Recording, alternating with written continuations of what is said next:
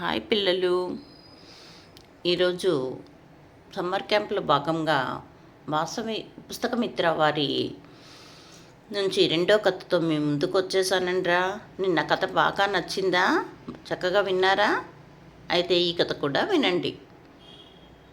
ఈరోజు మనం వినబోయే కథ పేరు గాలిగుడ్డు. అనగనగా ఒక కుందేలు దానికి ఒక బంతి కనపడింది.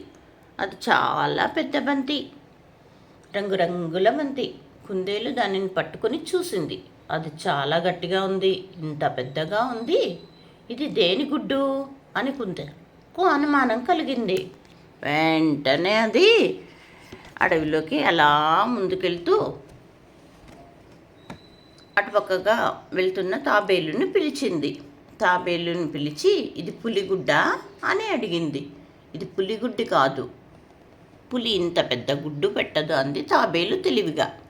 వెంటనే అటువైపుగా వెళ్తున్న కోతిని పిలిచి, కోతి ఇది ఒంటెగుడ్డ అని అడిగింది. ఇది ఒంటెగుడ్డు కూడా కాదు, ఒంటెగుడ్డుకు రంగులు ఉండవు, ఇది రంగురంగులుగా ఉంది అంది కోతి.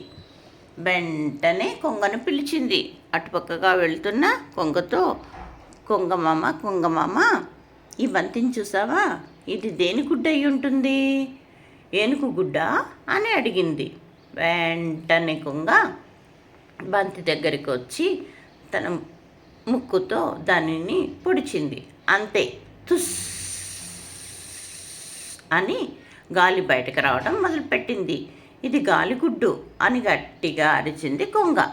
వెంటనే అక్కడున్న జంతువులన్నీ కలిసి గాలిగుడ్డు అంటూ కుందేలు, తాబేలు, కోతి, కొంగ గట్టిగా అరిచి గంతులు వేశాయి. చూసారా పిల్లలు?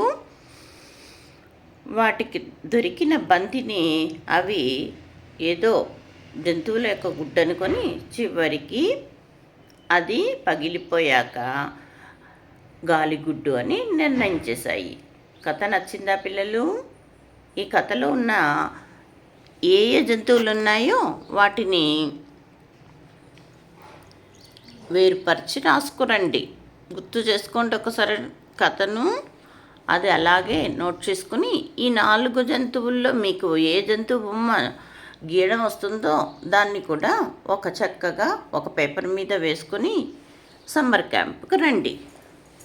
కథ నచ్చిందా పిల్లలు? రేపు మరొక కథతో మీ ముందుకు వస్తాను.